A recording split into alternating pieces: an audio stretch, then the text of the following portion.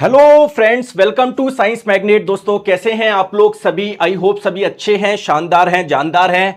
Start करते हैं दोस्तों आज का सेशन। आज का चैप्टर है कंट्रोल एंड कोऑर्डिनेशन, यानी नियंत्रण एवं समन्वय। आई होप जितनी मेहनत से आप लोगों ने पांचों क्लास देखी है उसी मेहनत से छठी क्लास देखेंगे और ऐसे आप लोग रोज देखेंगे, जिससे आप लोगों की तैयारी बेहतरीन हो जाए।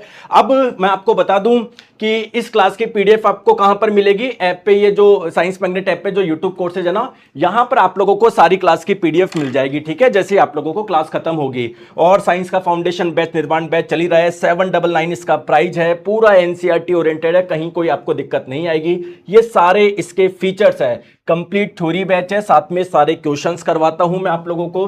डेली लाइव क्लास होती है। अगर आप लोग किसी वजह से क्लास नहीं देख पाते हो तो उसकी रिकॉर्डिंग आपको मिल जाएगी। 2026 तक के सारे पीवाईक्यू हम लोग कर रहे हैं। हर क्लास की पीडीएफ मिलती है। जैसे ही एक चैप्टर खत्म होता है जाके आप लोग उसका टेस्ट लगाओ, और जिस दिन ज्वाइन करोगे तब से 1 साल तक का एक्सेस रहेगा। तो प्ले स्टोर पे जब जाओगे, साइंस मैग्नेट ऐप इंस्टॉल करोगे, पेड कोर्स में जब जाओगे, इधर निर्माण बैच में आप लोगों को दिख जाएगा।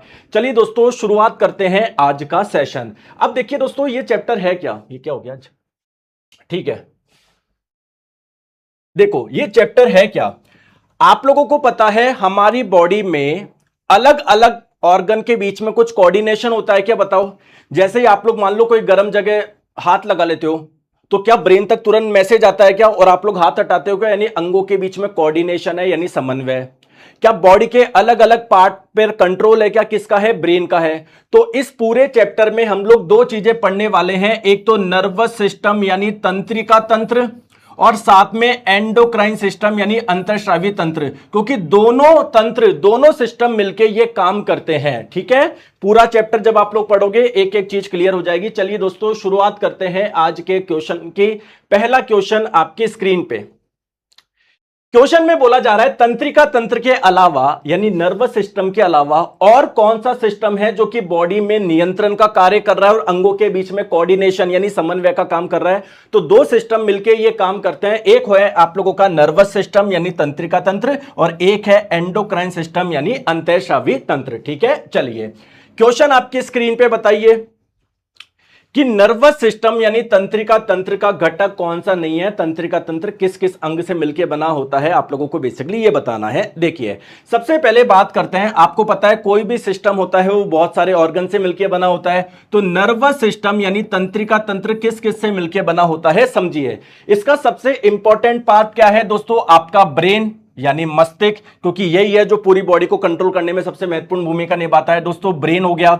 एक ब्रेन के पीछे आप लोगों को मोटी सी ये नस दिख रही है, लंबी सी, इसे बोलते हैं स्पाइनल कॉर्ड यानी मेरुरज्जु। तो देखिए, नर्वस सिस्टम आप लोगों का किस किस से मिलकर बना होता है? एक तो हो गया आप लोगों का ब्रेन यानी मस्तिष्क, यहां से एक मोटी सी नस निकलती है जिसे बोलते हैं स्पाइनल कॉर्ड यानी मेरुरज्जु। ठीक है, अब दोस्तों यहां से बॉडी के अलग अलग पार्ट में मैसेज आते हैं। तो मैसेज जो जाते हैं उसके लिए कोई वायर चाहिए ना, कोई तार चाहिए ना। तो ब्रेन से दोस्तों कुछ ऐसे वायर जैसे कुछ निकलते हैं। क्लियर है दोस्तों? स्पाइनल कॉर्ड यानी मेरुरज्जु से भी कुछ वायर जैसे निकलते हैं जो कि बॉडी के अलग अलग पार्ट में मैसेज लेके जाते हैं। तो आपका ब्रेन हो गया, ठीक है, स्पाइनल कॉर्ड यानी मेरुरज्जु, और ये जो वायर निकल रहे हैं इसे बोलते हैं नर्व्स यानी तंत्रिका। तो ये सभी मिलके क्या बनाते हैं? आपका नर्वस सिस्टम बनाते हैं। तो ब्रेन भी आपका नर्वस सिस्टम का पार्ट है, स्पाइनल कॉर्ड भी है, मेरुरज्जु भी है। तो आप लोग बोल सकते हो सभी घटक है ना, सारे ही कंपोनेंट है। करेक्ट आंसर आप लोगों का ऑप्शन नंबर डी हो जाएगा। चलिए, अब एक चीज मैं आपको बता दूं, बताइए सर। जैसे ये आपका ब्रेन हो गया, ये आपकी स्पाइनल कॉर्ड हो गया, और यहां से आप लोग ये वायर वगैरह देख रहे हो जिसे नर्व्स बोल रहे हैं, ये सारा ही आपका क्या है? नर्वस सिस्टम है, तंत्रिका तंत्र है। लेकिन इसके सेंटर में क्या है? बिल्कुल सेंटर में एक तो ब्रेन है और ये स्पाइनल कॉर्ड है। तो ब्रेन और स्पाइनल कॉर्ड, इसको हम लोग बोल देते हैं सेंट्रल नर्वस सिस्टम यानी केंद्रीय तंत्रिका तंत्र। तो एग्जाम में कई बार पूछा जाता है केंद्रीय तंत्रिका तंत्र के भाग कौन से हैं? तो आपका ब्रेन और स्पाइनल कॉर्ड। इसके अलावा दोस्तों जितने भी नर्व्स है, जितनी भी तंत्रिका है, चाहे वो आप लोगों के ब्रेन से निकल रही हो, चाहे आप लोगों के स्पाइनल कॉर्ड से निकल रही हो, जितनी भी ये वायर जैसे है ना तंत्रिका, इन्हें हम लोग क्या बोलते हैं? पेरिफेरल नर्वस सिस्टम यानी परिधीय तंत्रिका तंत्र। चीज याद रख लोगे? ठीक है। अब देखिए, परिधीय तंत्रिका तंत्र में बेसिकली क्या आएगा? जितने भी नर्व्स होगी, जितने भी तंत्रिका होगी वो इसमें आएगी। अब तंत्रिका भी दो टाइप की है, कुछ तो आपके ब्रेन से निकल रही है, मस्तिष्क से निकल रही है। तो जो ब्रेन से निकलती है इसे बोलते हैं क्रेनियल नर्व्स, हिंदी में बोलते हैं कपाल तंत्रिका।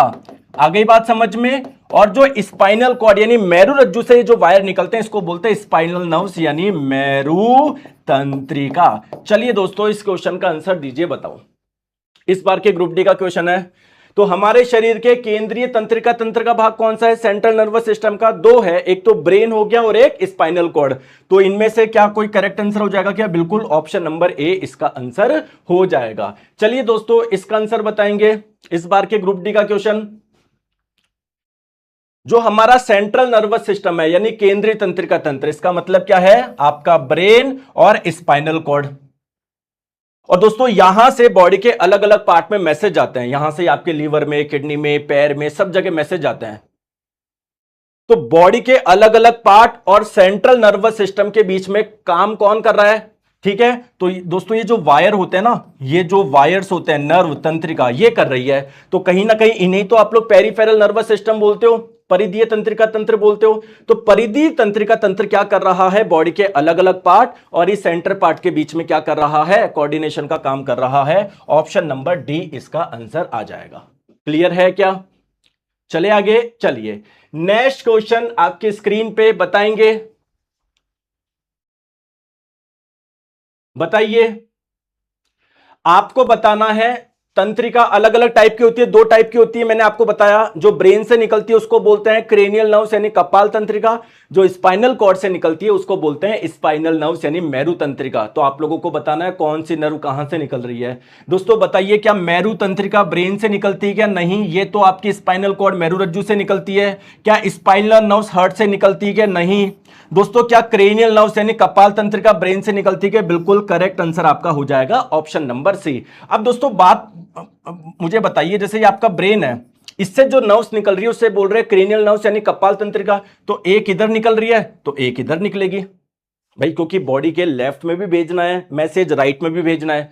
तो अगर एक इधर निकल रही है तो एक इधर निकलेगी, एक इधर निकलेगी तो एक इधर निकलेगी, यानी ये हमेशा जोड़े में पाई जाती है। तो क्रेनियल नर्व यानी कपाल तंत्रिका की अगर आप लोगों से संख्या पूछी जाए तो कितनी होती है? 12 पेयर यानी 12 जोड़े। आगे बात समझ में? सेम दोस्तों स्पाइनल कॉर्ड से भी अगर एक नर्व यहां निकल रही है तो एक यहां निकलेगी, जोड़े में होती है। और अगर आप लोगों से ये स्पाइनल नर्व्स यानी मेरु तंत्रिका की संख्या पूछी जाए तो कितनी हो जाएगी? 31 पेयर। अगर आप लोगों से एग्जाम में पूछा जाए टोटल तंत्रिका कितनी पाई जाती है तो दोस्तों 31 + 12 43 पेयर यानी 43 जोड़े। आगे बात समझ में? बिल्कुल सर, आगे बात समझ में। चलिए दोस्तों इसका आंसर आप लोग बताएंगे। बताओ कौन परिधीय तंत्र का हिस्सा है?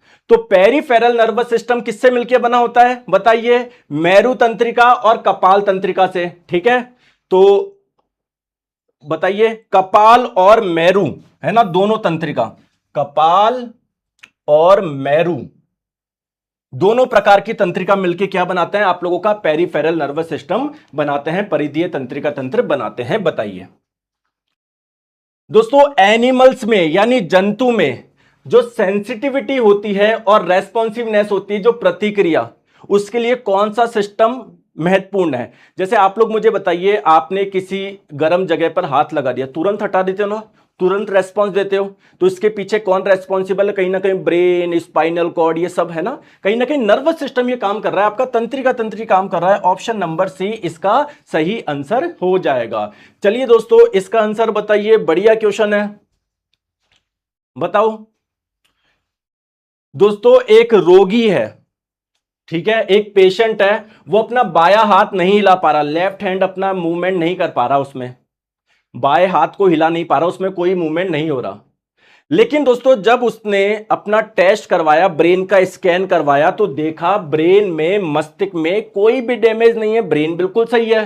फिर दिक्कत क्या हो सकती है दोस्तों? दिक्कत ये हो सकती है, जैसे मान लो ये आपका ब्रेन है, तो ब्रेन से अलग अलग जगह मैसेज जाते हैं, लेफ्ट में भी जाते हैं, राइट में भी जाते हैं। तो ब्रेन से जो मैसेज जिन नर्व से जा रहे हैं या स्पाइनल कॉर्ड से मैसेज जो जा रहे हैं, बॉडी के लेफ्ट में भी जाते हैं, राइट में भी, लेफ्ट हैंड में भी जाते हैं, राइट हैंड में भी जाते हैं, यानी इसका मतलब ये मैसेज ढंग से नहीं जा पा रहे, इसकी वजह से हार्ट ढंग से काम नहीं कर पा रहा, यानी नर्व्स में प्रॉब्लम हो सकती है, तंत्रिका में प्रॉब्लम हो सकती है। और तंत्रिका किसका पार्ट है? पेरिफेरल नर्वस सिस्टम का है। Correct answer option number B हो जाएगा। आगे बात समझ में? बहुत बढ़िया। चलिए अब दोस्तों बात करते हैं हमारे नर्वस सिस्टम के एक एक अंग की। सबसे पहले ब्रेन की बात करते हैं। चलिए, पहला क्वेश्चन है आप लोगों का कि ब्रेन का वेट कितना होता है ना। तो देखिए दोस्तों, अगर बात करी जाए पुरुषों की और महिलाओं की, पुरुषों का जो मस्तिष्क होता है वो थोड़ा सा भारी होता है। कितना होता है? लगभग आप लोगों का 1336 ग्राम का होता है। और महिला की बात करी जाए वो थोड़ा हल्का होता है, 1198 ग्राम। तो अगर आप लोग रेंज की बात करोगे तो 1200 से 1400 ग्राम में आप लोग बोल सकते हो मानव मस्तिष्क का वजन होता है एडल्ट का। अब आपके मन में क्वेश्चन आएगा कि सर, अगर पुरुषों का मस्तिष्क थोड़ा भारी है तो क्या हम ज्यादा इंटेलिजेंट होते हैं क्या महिलाओं के मुकाबले? ऐसा कुछ भी नहीं है। देखिए, पुरुष का जो एवरेज वेट होता है वो महिला के एवरेज वेट से ज्यादा होता है, तो उनके हर ऑर्गन का जो वेट होगा वो महिलाओं के हर ऑर्गन के वेट से हल्का सा ज्यादा होगा। आगे बात समझ में। अगर आपसे एग्जाम में पूछा जाए कि जो ह्यूमन का ब्रेन होता है, अगर पूरे शरीर के वजन की बात करी जाए तो उसका कितना परसेंटेज होता है? फॉर एग्जाम्पल, अगर कोई पुरुष है ना, या कोई मानव है जिसका पूरे शरीर का वजन है 100 किलोग्राम, तो ब्रेन का कितना होगा? दोस्तों, ब्रेन का जो वेट होता है पूरे शरीर का लगभग 2% होता है। यानी अगर किसी का 100 किलोग्राम है वेट, तो उसका जो ब्रेन होगा वो लगभग 2 किलोग्राम का होगा। चलिए, नेक्स्ट क्वेश्चन आपके स्क्रीन पे। कौन सा फोर ब्रेन का पार्ट नहीं है, अग्र मस्तिष्क का भाग नहीं है? देखिए दोस्तों, हमारे ब्रेन के 3 पार्ट होते हैं। एक होता है फोर ब्रेन यानी अग्र मस्तिष्क। फोर ब्रेन किसको बोलते हैं? जो आगे आगे से ब्रेन का जो पार्ट दिखेगा दोस्तों, जो पीछे से दिखेगा पीछे से, उसे बोलते हैं हिंड ब्रेन यानी पश्चिम मस्तिष्क। और इन दोनों के बीच में एक पार्ट होता है जिसे बोलते हैं मिड ब्रेन यानी मध्य मस्तिष्क। आगे बात समझ में। दोस्तों, अगर आपसे पूछा जाए इनमें से सबसे बड़ा कौन सा होता है? फोर ब्रेन यानी अग्र मस्तिष्क सबसे बड़ा होता है, फिर उससे छोटा होता है हिंड ब्रेन, और सबसे छोटा होता है मिड ब्रेन। फोर ब्रेन जो होता है अग्र मस्तिष्क, इसके भी 3 पार्ट होते हैं। कौन सा? एक होता है आप लोगों का सेरेब्रम, जिसे आप लोग हिंदी में बोलते हैं प्रमस्तिष्क। क्लियर है दोस्तों? एक होता है थैलेमस और एक होता है हाइपोथैलेमस। तो फोर ब्रेन का पार्ट कौन सा नहीं है? सेरेब्रम है यानी प्रमस्तिष्क तो है, थैलेमस भी है, हाइपोथैलेमस भी है, ऐसा कोई पार्ट नहीं है। दोस्तों, सिमिलरली हिंड ब्रेन के भी 3 पार्ट होते हैं। कौन कौन से? ध्यान रखिएगा। एक तो होता है सेरिबीलम, हिंदी में क्या बोलते हैं? अनुमस्तिष्क बोलते हैं। एक होता है पॉन्स, क्लियर, और एक होता है मेडुला ऑब्लिगेटा, या सिंपल कई बार इसको मेडुला भी बोल देते हैं, मेडुला। आगे बात समझ में। तो सेरिबिलम जो है अनुमस्तिष्क है, वो हिंड ब्रेन का पार्ट है। क्लियर है? चलिए, तो 3 पार्ट होते हैं, fore brain, mid brain, hind brain. अगर मैं यहां पर खड़े हो जाऊं तो कोई सामने से देखेगा मस्तिष्क का जो जो पार्ट उसको दिखेगा ये सारा फोर ब्रेन है। कोई पीछे से देखेगा तो उसको ये वाला पार्ट दिखेगा ब्रेन का, इसको हिंड ब्रेन बोलेंगे। इन दोनों के बीच में होता है आपका मिड ब्रेन। चले आगे। चलिए, कौन सा पश्चिम मस्तिष्क यानी हिंड ब्रेन का पार्ट है? हिंड ब्रेन के 3 पार्ट होते हैं। एक तो होता है सेरिबिलम यानी अनुमस्तिष्क, एक पॉन्स और एक मेडुला। तो correct answer option number B हो जाएगा, ज्यादा समय नहीं लगाना। चलिए, है ना, आ जाओ। चलिए, तो फोर ब्रेन के 3 पार्ट मैंने बता दिए और इसके भी 3 पार्ट होते हैं। आ जाओ, नेक्स्ट क्वेश्चन आपकी स्क्रीन पे बताएंगे।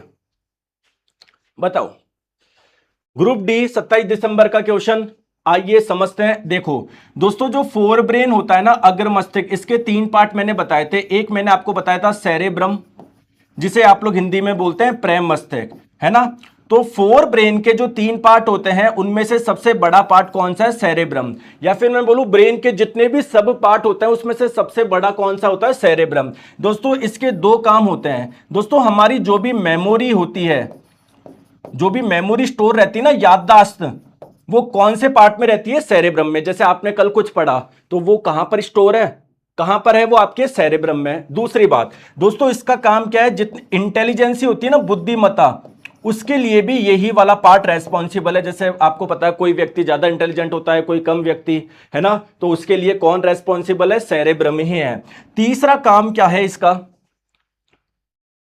अगर आपसे पूछा जाए ना कि हमारे मसल्स, हमारी मांसपेशियों में जो मूवमेंट होता है, जो गति होती है, उसको कंट्रोल कौन करता है?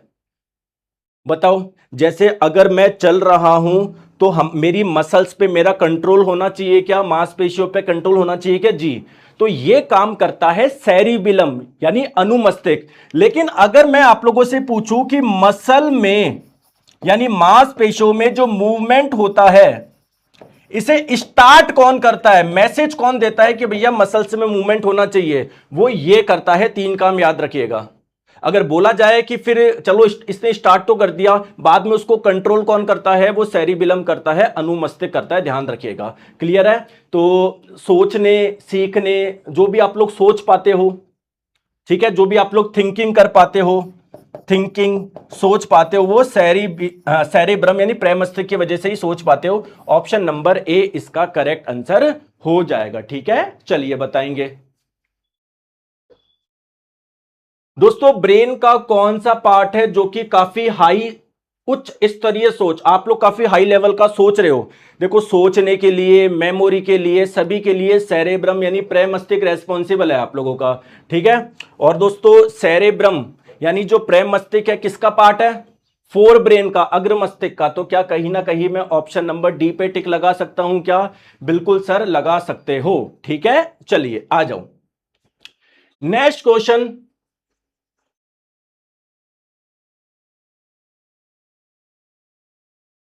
ठीक है, आ जाओ, इस क्वेश्चन को छोड़ दो। बताओ, मनुष्य में तापमान को कौन कंट्रोल करता है? तो देखिए दोस्तों, फोर ब्रेन यानी अग्र मस्तिष्क के तीन पार्ट होते हैं। एक सेरेब्रम यानी प्रेमस्तिष्क के बारे में मैंने बता दिया, जो भी आप लोग सोचते हो, जो भी मेमोरी स्टोर रहती है वो सब इसमें रहती है। अब बात करते हैं बाकी के दो काम, क्या है? थैलेमस के और हाइपोथैलेमस के। देखो दोस्तों, हाइपोथैलेमस के दो काम है। एक तो आपकी बॉडी का टेम्परेचर कंट्रोल रखता है। जैसे आपकी बॉडी का नॉर्मल टेम्परेचर कितना है? 37 डिग्री सेल्सियस या 98.6 फ़ारेनहाइट। ऐसा थोड़ी है कभी कम हो जाता है, कभी ज्यादा हो जाता है। हाँ, जब कोई बीमारी हो जाती है तब बढ़ेगा, वरना नॉर्मली आप लोगों का इतना ही रहेगा, है ना। फीवर वगैरह हो जाता है तब बढ़ता है, वरना नॉर्मल इतना रहता है। तो बॉडी के टेम्परेचर को कंट्रोल करने में इंपॉर्टेंट रोल किसका है? हाइपोथैलेमस का है। दोस्तों, हाइपोथैलेमस का दूसरा काम क्या है बताओ? तो हाइपोथैलेमस का दूसरा काम क्या है? हमको जितनी भी फीलिंग होती आती है, चाहे भूख की आए, चाहे प्यास की आए, चाहे प्यार हो, चाहे डर लगे, गुस्सा आए, जितनी भी फीलिंग है उनके लिए भी कौन रेस्पॉन्सिबल है? हाइपोथैलेमस ही रेस्पॉन्सिबल है। जैसे मान लीजिए आप लोगों को भूख लग रही है, तो ये फीलिंग दोस्तों जो आई वो किसकी वजह से आई? हाइपोथैलेमस की वजह से आई। जैसे मान लीजिए आपने खाना खा रहे हो, पेट भर गया, ये भरने वाली जो फीलिंग आई वो किसकी वजह से आई? हाइपोथैलेमस की वजह से आई। चलिए दोस्तों, क्वेश्चन का आंसर बताएंगे। खाना खाने के बाद पूरा महसूस होने की अनुभूति, जैसे खाना खा लिया, अब आप लोगों के ये अनुभूति हो रही है कि अब भाई पूरा हो गया, पेट पूरा हो गया, है ना। तो ये शरीर के किस हिस्से में होती है? अब ये भी मैंने आप लोगों को बताया, किस में? हाइपोथैलेमस। और हाइपोथैलेमस किसका पार्ट है? फोर ब्रेन का पार्ट है। तो correct answer option number B हो जाएगा। आ गई क्या बात समझ में? ठीक है, चलिए नेक्स्ट क्वेश्चन आपके स्क्रीन पे बताएंगे। ठीक है, चलो, मैंने आपको बताया ब्रेन के तीन पार्ट होते हैं। एक होता है फोर ब्रेन, एक होता है मिड ब्रेन, एक होता है हिंड ब्रेन। दोस्तों, इसके तीन पार्ट होते हैं। मिड ब्रेन का कोई पार्ट नहीं है, सबसे छोटा होता है। हिंड ब्रेन के भी तीन पार्ट होते हैं। एक मैंने आपको बताया क्या? मेडुला। ठीक है, एक मैंने आपको बताया सेरिबेलम यानी अनुमस्तिष्क, और एक मैंने आपको बताया पॉन्स। देखो दोस्तों, मेडुला क्या करता है, ध्यान से समझो। हमारी बॉडी में जितनी भी इनवॉलेंट्री एक्टिविटी होती है, अनैच्छिक क्रिया, अनैच्छिक क्रिया का मतलब है जिस पे आपका कंट्रोल नहीं है। जैसे मैं बोलूं आपका जो हार्ट है वो धड़क रहा है ना, ऐसे मैं उसको बोलूं उसको तेज करो या कम करो, आपके हाथ में है क्या? नहीं, ये अनैच्छिक क्रिया है। या दोस्तों मैं आपको बोलूं आपके मुंह में जो सलाइवा बन रहा है, लार बन रहा है, उसको ज्यादा बनाओ, या आपके हाथ में है क्या? नहीं है। या आपका ब्लड प्रेशर कम कर दो, आपके हाथ में है क्या? नहीं है। आपकी इच्छा के अनुसार इनको कंट्रोल नहीं कर सकते। या मैं बोलूं उल्टी लाके बताओ, आपकी इच्छा के अनुसार हो सकता है क्या? नहीं। या उल्टी आ रही है किसी वजह से, इसको कंट्रोल करके बताओ, नहीं, आपकी इच्छा के अनुसार नहीं हो सकता ये।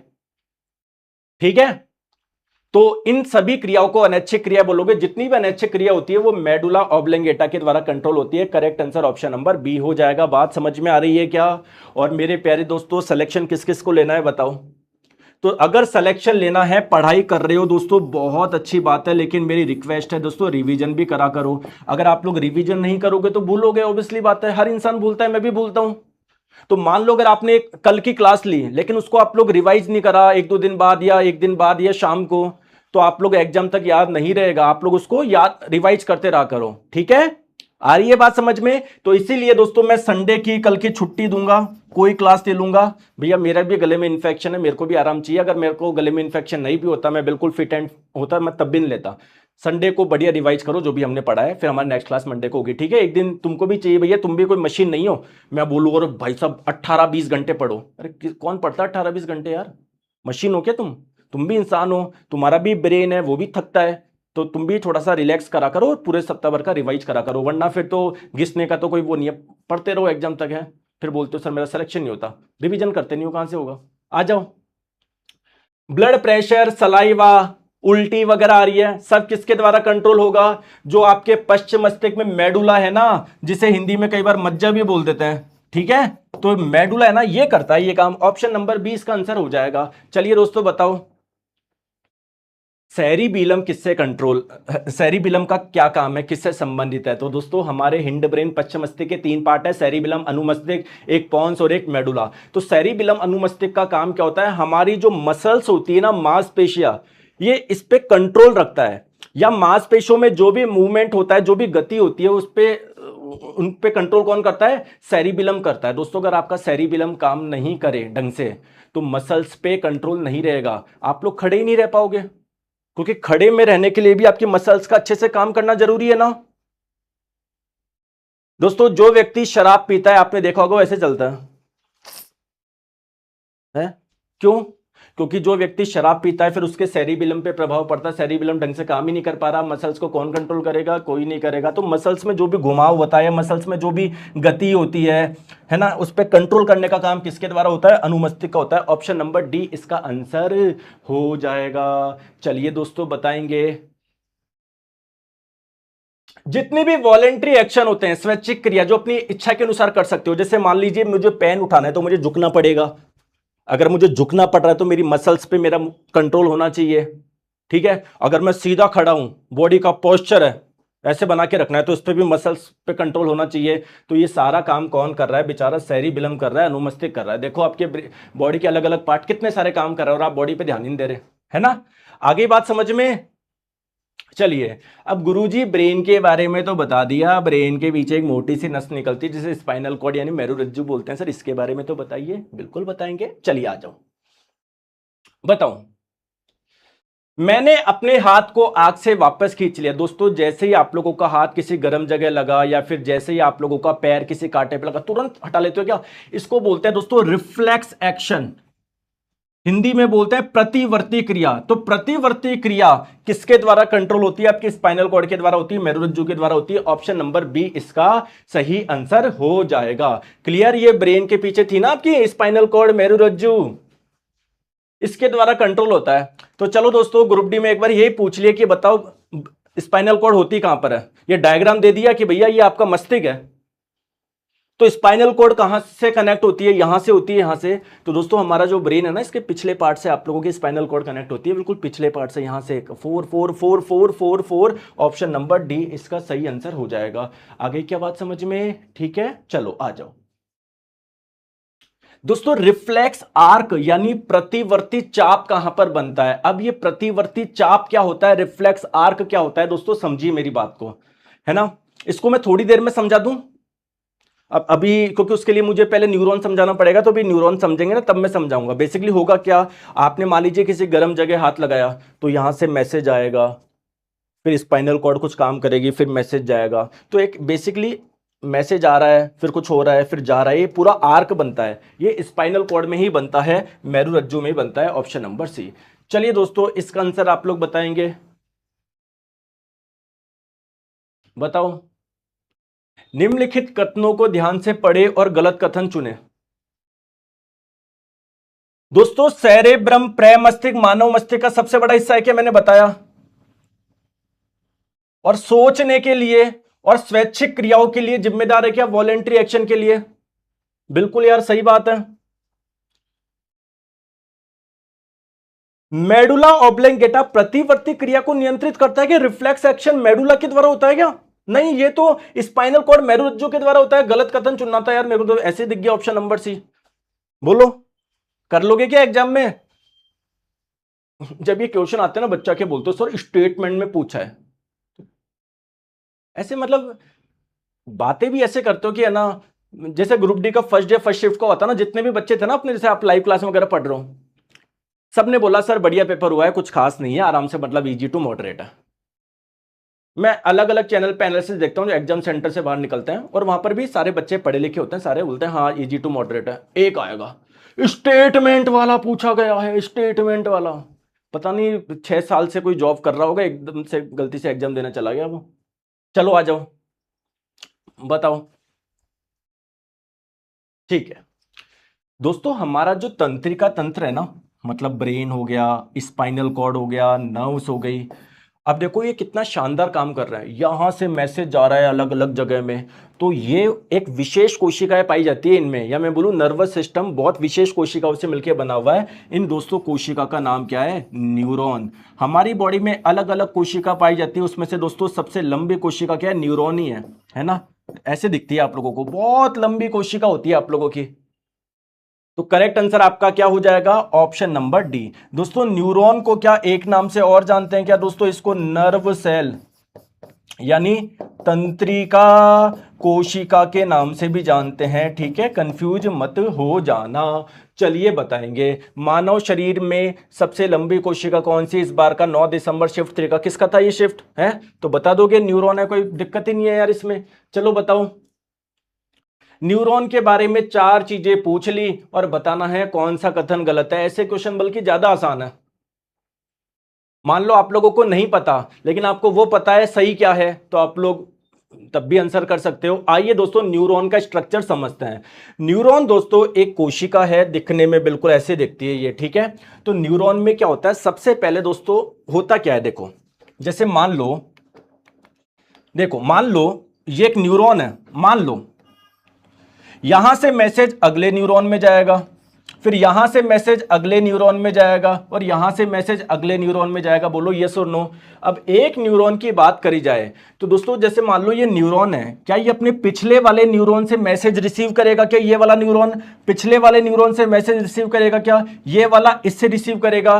तो दोस्तों न्यूरॉन का स्ट्रक्चर हम लोग समझते हैं। देखो न्यूरॉन में क्या होता है, ये ऐसे ब्रांचेज, जैसे शाखाएं जैसा कुछ पाया जाता है, जिसे बोलते हैं डेंड्राइट, हिंदी में बोलते हैं ध्रुमिका।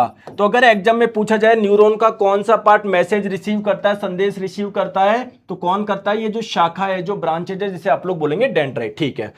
अब देखो दोस्तों होता क्या है, न्यूरॉन एक कोशिका है। क्या आपने सुना है क्या कोशिका के अंदर न्यूक्लियस यानी केंद्रक पाया जाता है, कुछ लिक्विड पाया जाता है जिसे साइटोप्लाज्म यानी कोशिका द्रव्य बोलते हैं, माइटोकॉन्ड्रिया पाया जाता है, ऐसे सुना है क्या? तो ये कोशिका है तो इसमें भी पाया जाएगा, बिल्कुल। तो दोस्तों न्यूरॉन का डायग्राम अब मैं मेरे हिसाब से बना रहा हूं। देखो न्यूरॉन एक कोशिका है तो इसमें न्यूक्लियस यानी केंद्रक भी होगा, माइटोकॉन्ड्रिया भी होगा, साइटोप्लाज्म यानी कोशिका द्रव्य भी होगा। और दोस्तों ये आप लोगों का, जैसे मान लो न्यूरॉन होता तो बहुत बड़ा है, कोशिका बहुत बड़ी है, ये कोशिका बहुत बड़ी है, लंबी है, लेकिन दिक्कत की बात यह है जो न्यूक्लियस है, केंद्रक है, वो कहां पर पाया जाता है? वो इतने से पार्ट में आपका न्यूक्लियस मिलेगा, यहीं पर आपका साइटोप्लाज्म मिलेगा, यहीं पर माइटोकॉन्ड्रिया।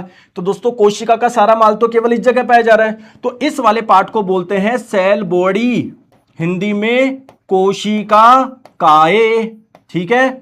और दोस्तों यहीं से क्या निकलती? कुछ शाखाएं निकलती, जिसको अभी भी आपने क्या बोला? डेंड्राइट यानी ध्रुमिकाएं बोला। तो दोस्तों मैसेज आया डेंड्राइट में, डेंड्राइट के बाद में जाएगा सेल बॉडी यानी कोशिका काय में। इसके बाद में दोस्तों एक लंबा सा ये धागा जैसा होता है, फाइबर जैसा होता है, इसे बोलते हैं एक्सॉन, हिंदी में क्या बोलते हैं? तंत्रिकाक्ष।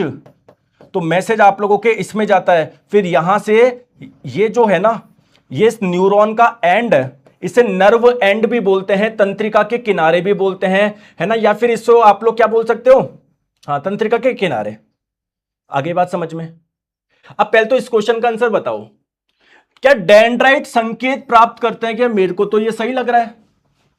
न्यूरॉन में केंद्रक नहीं होता, गलत बात है दोस्तों। न्यूरॉन एक कोशिका है, इस कोशिका में न्यूक्लियस यानी केंद्रक पाया जाता है। ये बात क्या है दोस्तों? गलत लग रही है मुझे यार, ये बात गलत लग रही है, बताओ। इसमें 3 भाग होते हैं, डेंड्राइट, सेल बॉडी जिसे कोशिका काय बोल रहे हैं, और ये एक्सॉन जिसे तंत्रिकाक्ष। ये बात भी सही लग रहा है। एक्सॉन सेंड सिग्नल आउट, दोस्तों तंत्रिकाक्ष कर रहा है, सिग्नल को बाहर लेके जा रहा है। मेरे को ये कथन भी सही लग रहा है। ऑप्शन नंबर बी गलत है। बोलो कर लोगे क्या एग्जाम में? एग्जाम में कर लोगे? वेरी गुड यार, बहुत बढ़िया बहुत बढ़िया। ऐसे मजा आता है जब आप लोग ऐसे साथ में रेस्पॉन्स करते हो, बढ़िया मेहनत करते हो, तो मेरे को भी मजा आता है। ठीक है, आ जाओ। चलिए दोस्तों, इसका आंसर बताओ। क्या होगा अगर न्यूरॉन्स के डेंड्राइट्स कार्य नहीं करेंगे? डेंड्राइट्स क्या करता है? मैसेज रिसीव करता है। तो अगर ये काम करना ही बंद कर देंगे तो दोस्तों क्या होगा? ये जो न्यूरॉन होगा, मान लो इसके डेंड्राइट काम ही नहीं कर रहे, तो पिछले न्यूरॉन से जो मैसेज आ रहा था वो आ पाएगा क्या? नहीं आ पाएगा। तो अन्य न्यूरॉन से संकेत प्राप्त नहीं होंगे, मैसेज प्राप्त नहीं होंगे। बोलो बात समझ में आ रही है नहीं आ रही है? कर लोगे क्या? क्लियर है? चलो आ जाओ। चलिए नेक्स्ट क्वेश्चन देखो, इस बार के ग्रुप डी का है। एक भी क्वेश्चन मुझे इससे बता दो, क्या पूछ लिया ऐसा बताओ। लल्लू लल्लू क्वेश्चन पूछ रहे हैं। मैं चाहता हूं तगड़ा पेपर आए। तगड़ा पेपर का मतलब थोड़ा कुछ ट्विस्ट करके तो पूछे। लल्लू लल्लू क्वेश्चन पूछ रहे हैं। न्यूरॉन के उस लंबे फाइबर, फाइबर किसको बोलते हैं? धागे जैसे भाग को। इसका नाम क्या है बताओ? जो कि कोशिका काय से, जो कि ये जो इधर सेल बॉडी थी कोशिका काय से मैसेज को दूर लेके जा रहा है, क्या नाम था इसका? एक्सोन था, तंत्रिका अक्ष था। Option number A. बताओ। अब बताओ क्या क्वेश्चन है यार, मैं क्या कर रहा हूं बताओ। न्यूरॉन का सबसे लंबा भाग क्या है? तो ये न्यूरॉन का सबसे लंबा पार्ट मुझे तो ये दिखा, ये जो एक्सोन था, तंत्रिका अक्ष था। बताओ। अरे कर लोगे क्या? चलो बताओ। यहां तक बात क्लियर है क्या? यहां तक बात क्लियर है? ठीक है। अब मेरे प्यारे दोस्तों बात को ध्यान से समझो।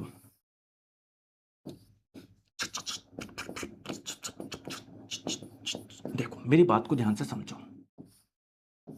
ये एक न्यूरॉन है दोस्तों, इससे मैसेज जाएगा, फिर अगले में जाएगा, फिर अगले में जाएगा। बोलो बात क्लियर है क्या? ऐसे ही हमारे ब्रेन से जो मैसेज जा रहा है ना अलग अलग पार्ट में, वो एक न्यूरॉन से दूसरा, दूसरे से तीसरे, तीसरे से चौथा, चौथे से पांचवा, ऐसे में जा रहा है। बहुत बढ़िया। दोस्तों आपने देखा है क्या, जैसे वायर में से करंट फ्लो होती है ना, ऐसे करंट, वैसे कहीं ना कहीं इसमें भी दोस्तों ये जो मैसेज जा रहा है ना करंट के रूप में जाता है। इसको बोलते हैं नर्व इंपल्स, तंत्रिका आवेग। आ गई बात समझ में? तंत्रिका आवेग। बहुत बढ़िया बहुत बढ़िया। अब एग्जाम में पूछा जा रहा है या कई बार पूछा जाता है इसकी प्रकृति क्या है। आइए मैं समझाता हूं, टेंशन मत लो। प्रकृति का मतलब है कि करंट के रूप में जाता है क्या? अगर ऐसा है तो आप लोग बोल देना प्रकृति इलेक्ट्रिकल, विद्युतीय।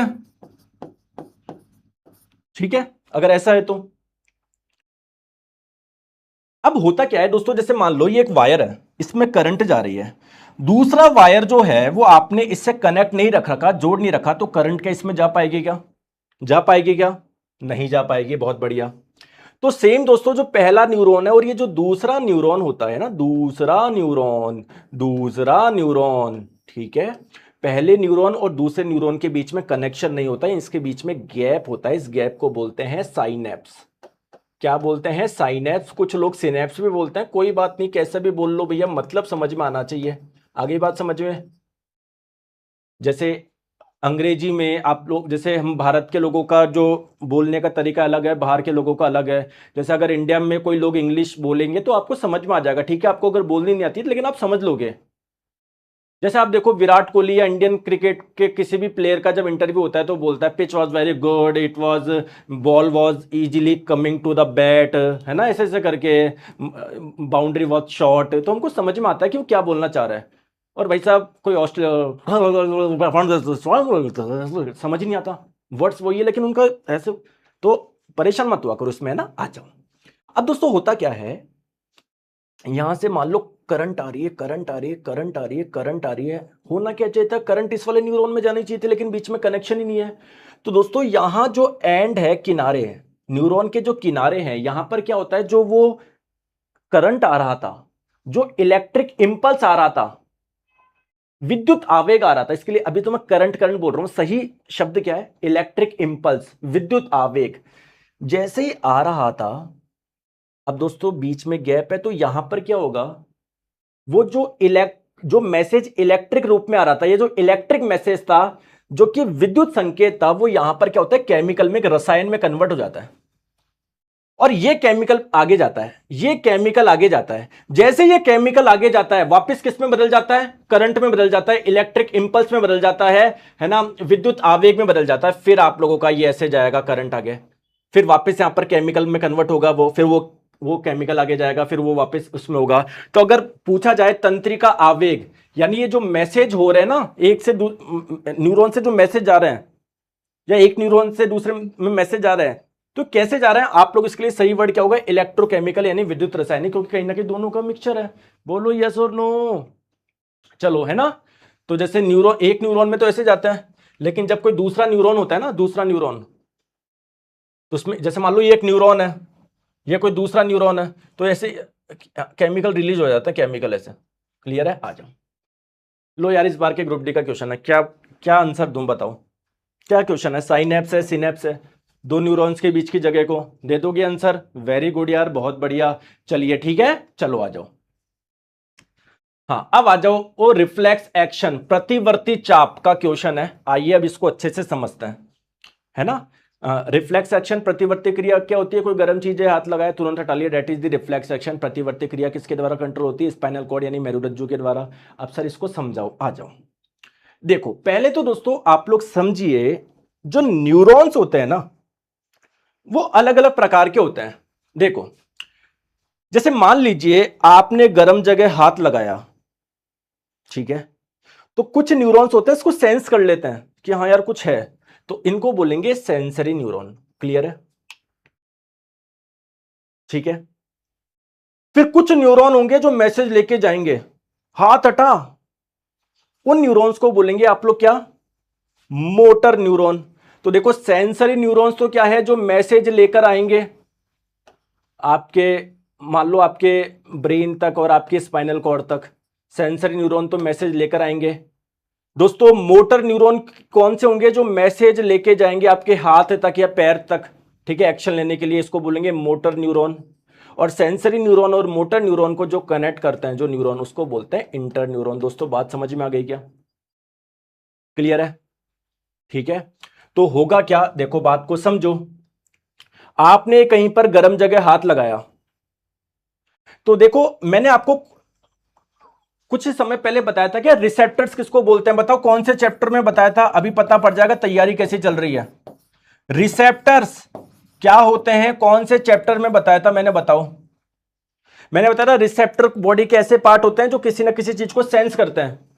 जैसे हमारे टंग में, जीभ में कुछ रिसेप्टर्स होते हैं जो कि स्वाद को सेंस करते हैं, गिस्टेटरी रिसेप्टर्स बोला था। अरे पाचन तंत्र में पढ़ाया था, नहीं पढ़ाया था, सब भूल गए, क्या लोगे तुम सिलेक्शन है, मतलब तुम्हारे लिए बस टीचर मेहनत करते रह जा और रिवाइज वगैरह तुम करते नहीं हो, है। एक बच्चा बोल रहा है एंडोक्राइन सिस्टम में पढ़ाया था, एंडोक्राइन सिस्टम तो मैंने पढ़ाया ही नहीं यार। अब आप खुद देख लो, ये आपके हालत है, ये क्लास में देख लो, आप हालत देख लो, आपकी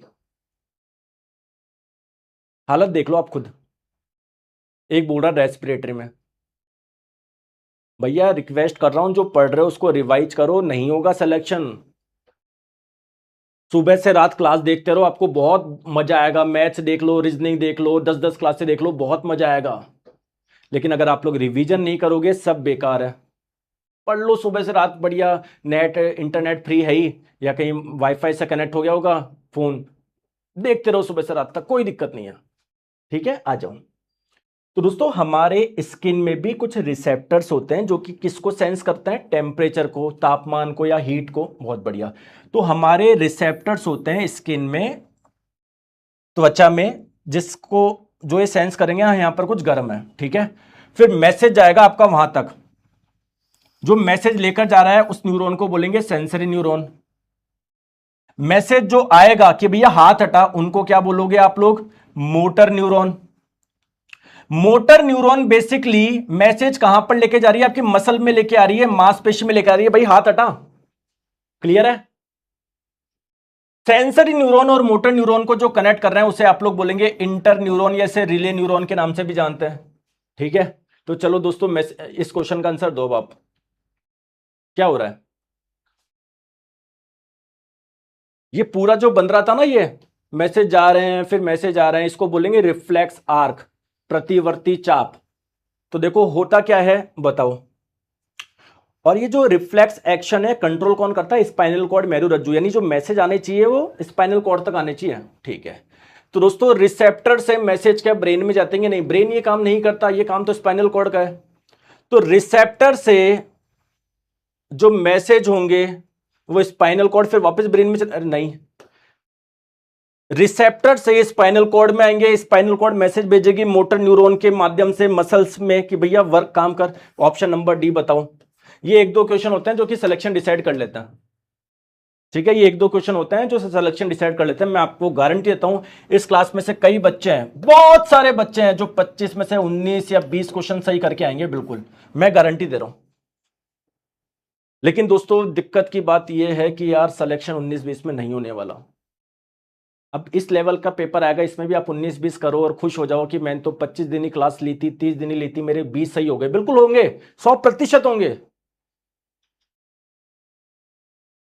लेकिन दोस्तों जिस बच्चे ने अच्छे से तैयारी कर रखी है, आप मुझे एक छोटी चीज बताओ यार, आपका दिमाग को आप क्या कचरा मानते हो क्या आप? हैं अपने अनुसार इसको पागल बनाने की सोचते हो कि जैसा मैं करूंगा वैसा चल जाएगा? नहीं, इसकी भी एक कैपेसिटी है। आप एक चीज मुझे बताओ, आपके कोई कमी है, आयरन की कमी है, डॉक्टर ने बोला यार अनार खाओ या फिर कुछ और बोला, आप क्या चाह रहे हो एक बार खाते हो और सही हो जाए? नहीं भैया, रोज रोज बॉडी प्रोसेस करेगी, रोज आप खाओगे 1-2 महीने तक, 3 महीने तक, फिर आप लोगों की वो सही होगी कमी। तो सिमिलरली दोस्तों हमारा ब्रेन जो होता है ना, आप एकदम से सब अगर डंप कर दोगे वो प्रोसेस ही नहीं कर पाएगा। तो इसलिए दोस्तों जो 6 महीने की तैयारी, 1 साल की तैयारी वाले जो बच्चे होते हैं उनको नहीं पीट कर पाते हो आप लोग। ठीक है, वो क्या करते हैं, उन्होंने पहला चैप्टर था डिटेल में पढ़ा है, आराम से पढ़ा है, दिमाग में प्रोसेस हुआ है, 6 महीने पहले पढ़ा था, उसको पता नहीं 2-3 बार तो रिवाइज कर लिया उन्होंने, फिर चैप्टर नंबर 2 इतना डिटेल में पढ़ा है, आराम आराम से डाला है उन्होंने, आराम आराम से। तुमको मैं बिल्कुल लास्ट में एक निचोड़ दे रहा हूं, बिल्कुल वो दे रहा हूं, दूध की मलाई दे रहा हूं। दूसरी बात, तुम इस मलाई को भी रिवाइज नहीं कर रहे कि नहीं सर मैं तो इसको भी रिवाइज नहीं करूं, तो फिर कैसे काम चलेगा? बताओ बताओ, गलत बोल रहा हूं क्या? चलो आ जाओ। तो दोस्तों ये हो गया हमारे ब्रेन की पूरी कहानी, ये हो गई हमारे पूरी नर्वस सिस्टम की कहानी, तंत्रिका तंत्र की कहानी। अब चलते हैं एंडोक्राइन सिस्टम पे, यानी अंतःस्रावी तंत्र पे। एंडोक्राइन सिस्टम किसको बोलते हैं? हमारी बॉडी में जितनी भी एंडोक्राइन ग्लैंड है, जितनी भी अंतःस्रावी ग्रंथियां है, उसके समूह को बोलते हैं एंडोक्राइन सिस्टम। सर ये एंडोक्राइन ग्लैंड क्या होता है? ग्लैंड तो मैं जानता हूं, ग्रंथि तो मैं जानता हूं, एंडोक्राइन ग्लैंड क्या होता है? ग्लैंड ऐसे पार्ट को बोलते हैं बॉडी को जिनसे कोई ना कोई पदार्थ निकलता है। बहुत बढ़िया। और एंडोक्राइन ग्लैंड, अंतःस्रावी ग्रंथि, ऐसी ग्रंथियों को बोलते हैं जिनसे हार्मोन्स निकलते हैं। गुरुजी ये हार्मोन्स क्या होते हैं? दोस्तों हार्मोन एक प्रकार के केमिकल होते हैं, एक प्रकार के रसायन होते हैं जो बॉडी में अलग अलग काम करते हैं। जैसे कोई केमिकल होता है आपके ब्लड प्रेशर को कंट्रोल करेगा, कोई हार्मोन होगा जो आपकी ग्रोथ करवाएगा, कोई हार्मोन ये कंट्रोल करेगा कि आपकी कितनी दाढ़ी आएगी, कितनी मूंछ आएगी, कोई हार्मोन आप लोगों का दिन में कितना मूत्र बनना चाहिए, कितना नहीं बनना चाहिए, वो कंट्रोल करेगा। तो कहीं ना कहीं बॉडी को कंट्रोल करने में हार्मोन का भी रोल है क्या? हार्मोन जिससे निकलते हैं उसको एंडोक्राइन ग्लैंड बोल रहे हो, जितनी भी एंडोक्राइन ग्लैंड है उसको मिला के आप एंडोक्राइन सिस्टम बोल रहे हो। तो क्या एंडोक्राइन सिस्टम भी काम कर रहा है कि आपकी बॉडी को कंट्रोल करने का? बोलो यस और नो।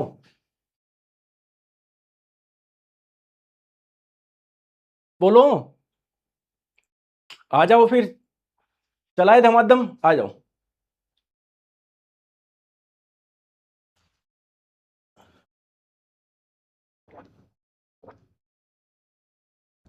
चलिए आ जाओ। कौन सी अंतःस्रावी ग्रंथि नहीं है? दोस्तों सलेवरी ग्लैंड, लार ग्रंथि से क्या कोई हार्मोन निकल रहा था क्या? नहीं, इससे तो सलाइवा निकल रहा था, लार निकल रहा था। तो इसको मैं एंडोक्राइन ग्लैंड यानी अंतःस्रावी ग्रंथि बोलूंगा क्या? नहीं, इसको सिर्फ ग्रंथि बोल दो क्योंकि इससे पदार्थ निकल रहा है। तो correct answer option number D. बाकी इससे इससे इससे हार्मोन निकलते हैं। गुरुजी हमारी बॉडी में कौन कौन सी एंडोक्राइन ग्लैंड पाई जाती है, कौन कौन सी अंतःस्रावी ग्रंथि पाई जाती है, बता दो ना, या हमको किस किस के बारे में पढ़नी है इंपॉर्टेंट वो बता दो। आ जाओ आ जाओ आ जाओ आ जाओ आ जाओ आ जाओ आ जाओ आ जाओ। क्लियर है? ठीक है, आ जाओ, चलो आ जाओ। दोस्तों हमारे ब्रेन में 3 पाई जाती है छोटी छोटी, एक तो हाइपोथैलेमस। अब आप लोग बोलेंगे सर हाइपोथैलेमस तो ब्रेन का पार्ट था, ये ग्लैंड कहां से हो गई? क्योंकि दोस्तों इससे भी कुछ केमिकल निकलता है, इससे भी कुछ हार्मोन निकलता है, इसलिए इसको बोलूंगा एंडोक्राइन ग्लैंड अंतःस्रावी ग्रंथि। दोस्तों एक ब्रेन में पाई जाती है मटर के दाने जितनी, जिसे आप लोग बोलेंगे पीनियल। एक और होती है पिट्यूटरी यानी पीयूष, ये तीनों आपकी ब्रेन में पाई जाती है। इसके बाद में दोस्तों यहां पर एक होती है थायराइड, थायराइड, थायराइड, ठीक है। इसके बाद में दोस्तों एक पैनक्रियास, आपको याद है पैनक्रियास, डाइजेस्टिव सिस्टम में पढ़ा था। अरे गुरुजी उससे तो कुछ एंजाइम्स वगैरह निकल रहे थे। दोस्तों इस पैनक्रियास से हॉर्मोन्स भी निकलते हैं, यानी ये एंडोक्राइन ग्लैंड भी है, इसको मिक्स ग्लैंड भी बोलते हैं क्योंकि एंजाइम भी निकालती है, हार्मोन भी निकालती है, ठीक है। इसके अलावा दोस्तों एड्रिनल ग्लैंड, अधिवृक्क ग्रंथि कहां पर पाई जाती है बात करेंगे। उसके बाद में दोस्तों महिलाओं में ओवेरी पाई जाती है, अंडाशय पुरुषों में नहीं पाई जाती, और ये टेस्टिकल वृषण ये पुरुषों में पाई जाती है, महिलाओं में नहीं पाई जाती। सर इसको एंडोक्राइन ग्लैंड क्यों बोला, अंतःस्रावी ग्रंथि क्यों बोला, क्योंकि इससे कुछ हार्मोन निकलेंगे तभी बोला है, ठीक है। आ जाओ, चलो आ जाओ दोस्तों, एंडोक्राइन ग्लैंड को और किस नाम से जानते हैं। देखो दोस्तों, क्या लीवर एक ग्लैंड थी, क्या ग्रंथि थी क्या, बिल्कुल, लेकिन इससे कोई हार्मोन नहीं निकल रहा था, इससे कुछ जूस रस वगैरह निकल रहा था। तो ऐसी ग्लैंड जिससे हार्मोन नहीं निकले, कुछ और पदार्थ निकले, उसे बोलेंगे एक्सोक्राइन ग्लैंड, बाह्य श्राव्य ग्रंथि, ठीक है। अब आपको पता होगा लीवर से दोस्तों जो भी निकल रहा था वो नली के माध्यम से कहां पर आ रहा था, छोटी आंत में आ रहा था। तो जितनी भी एक्सोक्राइन ग्लैंड होती है उनमें डक्ट नली पाई जाती है, इसलिए उन्होंने डक्ट ग्लैंड भी बोलते हैं, नली युक्त ग्लैंड भी बोलते हैं। जबकि जितनी भी एंडोक्राइन ग्लैंड होगी, जैसे मान लो थायराइड इस शेप की होती है, बटरफ्लाई शेप की, इससे जो हार्मोन बनेगा वो कैसे जाएगा, तो जब इसके पास में ब्लड आएगा ना, रक्त आएगा, तब क्या होगा, इसमें जो हार्मोन बना वो ब्लड में घुल जाएगा। इसके पास में कोई नली नहीं है जो कि कहीं पर जाके हार्मोन को छोड़ के आएगा। तो जितनी भी एंडोक्राइन ग्लैंड है उन्हें हम लोग डक्टलेस ग्लैंड बोलते हैं, वाहिनीहीन या नलिका विहीन ग्रंथि बोलते हैं, ठीक है। आ जाओ बताओ, शरीर की स्लीप वॉक साइकिल किस हार्मोन के द्वारा कंट्रोल होती है। आइए एक एक ग्लैंड के बारे में बात करते हैं। हमारे ब्रेन में ग्लैंड पाई जाती है जिसका नाम है पीनियल ग्लैंड। सर इससे कौन सा हार्मोन निकलता है दोस्तों, इससे एक हार्मोन निकलता है जिसका नाम है मेलाटोनिन। ये कब निकलता है, जब अंधेरा होता है ना तब निकलता है, इसीलिए हम लोग इसे अंधेरे का हार्मोन यानी हार्मोन ऑफ डार्कनेस भी बोलते हैं। दोस्तों जब ये निकलता है ब्लड में घुलता है तो हमको नींद आती है, इसलिए रात को हम लोग क्यों सोते हैं, इस हार्मोन की वजह से। सुबह उजाला होता है तो ये हार्मोन ज़्यादा नहीं बनता, हमारी नींद खुल जाती है, तो हमको सुलाने के लिए, जगाने के लिए मेलाटोनिन हार्मोन ही इंपॉर्टेंट है। और ये कहाँ से निकलता है, पीनियल ग्लैंड से निकलता है। दोस्तों ये पीनियल ग्लैंड कहीं ना कहीं हम लोगों को सुलाने में, जगाने में मदद कर रही है क्या, इसीलिए दोस्तों हम लोग इसे बायोलॉजिकल क्लॉक भी बोलते हैं, ठीक है। बायोलॉजिकल क्लॉक यानी जैविक घड़ी भी बोलते हैं। जिन व्यक्ति को थोड़ी नींद की समस्या होती है उनको फिर इलाज में मेलाटोनिन हार्मोन की दवाइयां दी जाती है। आगे बात समझ में, चलिए आ जाओ। नेक्स्ट है इस बार के एएलपी का क्वेश्चन, कौन सा हार्मोन है जो कि पीयूष ग्रंथि द्वारा निकलता है। देखो दोस्तों पीनियल की बात हो गई, अब हमारे ब्रेन में एक और ग्लैंड पाई जाती है जिसका नाम है पीयूष ग्रंथि यानी पिट्यूटरी ग्लैंड। दोस्तों पीयूष ग्रंथि, पीयूष से याद आया, एक सिंगर है पीयूष मिश्रा जी, उनके यार मैं भी एक दो गाने सुन रहा, क्या वास्तव में क्या नेक्स्ट लेवल के गाने हैं उनके। जैसे एक मैं सुन रहा था, क्या दुनिया, आप उसके लिरिक्स सुनना कितने प्यारे हैं। दुनिया नाम का उनका एक सॉन्ग है, आप उसके लिरिक्स सुनना यार, बहुत प्यारे लिरिक्स है, मतलब एक, ठीक है। एक गाना है उनका घर, तो दोनों के लिरिक्स, दोनों के म्यूजिक सुनना बहुत ही बेहतरीन। ये वही सिंगर है जिन्होंने वो गाना गाया था ना, आरंभ है प्रचंड आज मस्त, है ना, तो बहुत ही बेहतरीन सिंगर। आ जाओ चलो दोस्तों, पीयूष ग्रंथि को जब आप लोग माइक्रोस्कोप से देखोगे ना तो कुछ इसका पार्ट कुछ ऐसा होता है। तो इसमें एक तो ये आगे वाला पार्ट होता है, इसे बोलते हैं अग्र पीयूष ग्रंथि, और एक पीछे वाला होता है, इसे बोलते हैं पश्च पीयूष ग्रंथि। दोस्तों आगे वाले से भी कई हार्मोन निकलते हैं, पीछे वाले से भी कई हार्मोन निकलते हैं। आप लोगों को कौन से हार्मोन ध्यान रखना है, ऐसे तो बहुत सारे निकलते हैं, जो मैं बता रहा हूं केवल उसका ध्यान रखो। आगे वाले से कई हार्मोन निकलते हैं। एक तो दोस्तों ग्रोथ हार्मोन बहुत इंपॉर्टेंट है, जिसे वृद्धि कारक हार्मोन या वृद्धि हार्मोन भी बोलते हैं, ठीक है। और दोस्तों एक प्रोलैक्टिन, ये दो हार्मोन तो आप लोग ध्यान रखो, ठीक है। एक तो ग्रोथ हार्मोन, क्वेश्चन इन्हीं दोनों से आएंगे, और एक प्रोलैक्टिन। और पिट्यूटरी ग्लैंड से भी कई हार्मोन बनते हैं, जैसे एक बनता है ऑक्सीटोसिन। आपकी जानकारी के लिए बता दूं कि पीयूष ग्रंथि जो होती है ना, पीयूष ग्रंथि, ये पीयूष ग्रंथि है, इसके ऊपर एक ग्लैंड होती है हाइपोथैलेमस, जिसके बारे में मैंने बताया। ये ऑक्सीटोसिन बनता यहां पर है, लेकिन यहां पर आके स्टोर हो जाता है। तो ब्लड जब पीयूष ग्रंथि यहां पर आता है ना, तो ब्लड में ये यहीं से पश्च पीयूष ग्रंथि से ही निकलता है। ठीक है। और एक है आपका एडीएच, एंटी डाईयूरेटिक हार्मोन, जिसे दोस्तों वैसोप्रेसिन हार्मोन के नाम से भी जानते हैं। आगे बात समझ में? ठीक है दोस्तों, इस अग्र पीयूष ग्रंथि से कई हार्मोन निकलते हैं। जैसे एक हार्मोन निकलता है जिसको बोलते हैं थायराइड स्टिमुलेटिंग हार्मोन। ये थायराइड ग्रंथि को उत्तेजित करता है कि चल हार्मोन निकाल। इससे निकलने वाले हार्मोन कई ग्रंथि को एक्टिवेट करते हैं, चलो भाई तुम भी हार्मोन निकालो। तो कहीं ना कहीं पीयूष ग्रंथि जो है वो कई ग्लैंड को कंट्रोल कर रही है, इसीलिए हम लोग इसे मास्टर ग्लैंड के नाम से भी जानते हैं। आगे बात समझ में? कोई परेशानी है क्या? बोलो यस और नो। चलिए अब एक एक के बारे में बात करते हैं। कौन सा हार्मोन है कि जो पीयूष ग्रंथि द्वारा स्रावित होता है? Growth hormone. इसका काम क्या होता है? जैसे नाम से समझ में आ रहा है, ग्रोथ हार्मोन। ये बॉडी की ग्रोथ करवाएगा। हमारी बॉडी के जितने भी ऑर्गन हैं उनमें ग्रोथ को स्टिमुलेट करता है, वृद्धि को उत्तेजित करता है, वृद्धि बढ़ा देता है उसमें। ठीक है, चलो आ जाओ आ जाओ। तो हमारे एंटीरियर पिट्यूटरी ग्लैंड, अग्र पीयूष ग्रंथि से कई हार्मोन निकलते हैं, है ना। अभी मैंने कुछ के नाम बताया, जैसे एक ग्रोथ हार्मोन दोस्तों, एक मैंने बताया प्रोलैक्टिन हार्मोन, एक मैंने आपको बताया थायराइड स्टिमुलेटिंग हार्मोन। क्वेश्चन आपका ग्रोथ हार्मोन से आएगा और प्रोलैक्टिन से आएगा। ठीक है। और एक मैंने और भी होता है, जैसे एक होता है एसीटीएच। तो चलो, ग्रोथ हार्मोन क्या करता है? सभी अंगों में वृद्धि को उत्तेजित करता है। पी आपका 3 से आ जाएगा। टीएसएच, थायराइड स्टिमुलेटिंग हार्मोन, ये थायराइड ग्लैंड को एक्टिवेट करता है, उत्तेजित करता है कि भैया तू भी हार्मोन निकाल। तो आर आपका 2 से हो जाएगा। एसीटीएच क्या करता है? ये किस ग्लैंड को एक्टिवेट करता है? एड्रिनल ग्लैंड को। अधिवृक्क नाम की एक ग्रंथि है, उसको उत्तेजित करता है, उसको एक्टिवेट करता है, भाई तू भी चल हार्मोन निकाल। क्लियर है क्या? उससे कई हार्मोन निकलते हैं। तो उससे एक हार्मोन निकलता है कॉर्टिसोल। किससे? एड्रिनल से। तो ये हार्मोन निकालने के लिए उसको उत्तेजित करता है, भाई तू ये वाला हार्मोन निकाल। कहीं ना कहीं ये एड्रिनल ग्लैंड को कंट्रोल कर रहा है। तो 3-1-2, 3-1-2, ऑप्शन नंबर बी इसका आंसर हो जाएगा। ठीक है, ठीक है, सही है, ठीक है। Option number B. इसमें भी गलत दे रहे हो क्या सारे?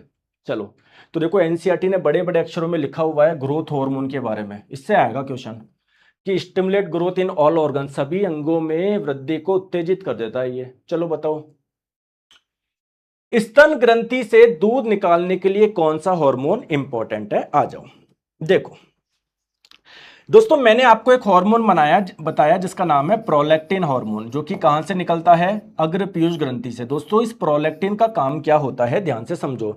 जब भी कोई माता अपने बच्चे को जन्म देती है तो उन बच्चे को दूध भी तो पिलाना है, क्योंकि बच्चा दोस्तों पैदा होते ही तो रोटी सब्जी तो खाएगा नहीं। तो जो फीमेल होती है उनके स्तन में, ब्रेस्ट में कुछ ग्रंथि होती है जिन्हें बोलते हैं मेमरी ग्लैंड, हिंदी में स्तन ग्रंथि। इन ग्रंथि में दूध बनता है। तो ये प्रोलैक्टिन हार्मोन क्या करता है? इन ग्रंथि को एक्टिवेट कर देता है, उत्तेजित करता है कि दूध बनाइए। तो अगर बोला जाए दूध के निर्माण के लिए कौन सा हार्मोन इंपॉर्टेंट है? Prolactin hormone. अब दिक्कत यह है कि दोस्तों दूध का निर्माण हो गया, दूध बाहर कैसे आएगा? जैसे मान लीजिए एक छोटी सी बात, आपके पास में कोई थैली है, प्लास्टिक की थैली है, उसमें एयर भरी है। अब मैंने हल्का सा छेद कर दिया, अगर आप लोग दबाओगे तभी तो एयर बाहर निकलेगी। तो ये जो मेमरी ग्लैंड है, स्तन ग्रंथि है दोस्तों, इनमें कॉन्ट्रैक्शन जब होगा, संकुचन होगा, तभी तो दूध बाहर आएगा। तो अगर पूछा जाए कि इन स्तन ग्रंथि में संकुचन के लिए, या बोला जाए दूध के निष्कासन के लिए, दूध के बाहर लाने के लिए कौन सा हार्मोन इंपॉर्टेंट है, तो आप लोग बोलोगे ऑक्सीटोसिन हार्मोन, जो कि बनता हाइपोथैलेमस में, लेकिन स्टोर कहां पर रहता है? पश्च पीयूष ग्रंथि में। तो मिल्क के प्रोडक्शन के लिए प्रोलैक्टिन और बाहर निकालने के लिए ऑक्सीटोसिन। ठीक है। देखिए दोस्तों, ये ऑक्सीटोसिन जो होता है ना, ये कब बनता है?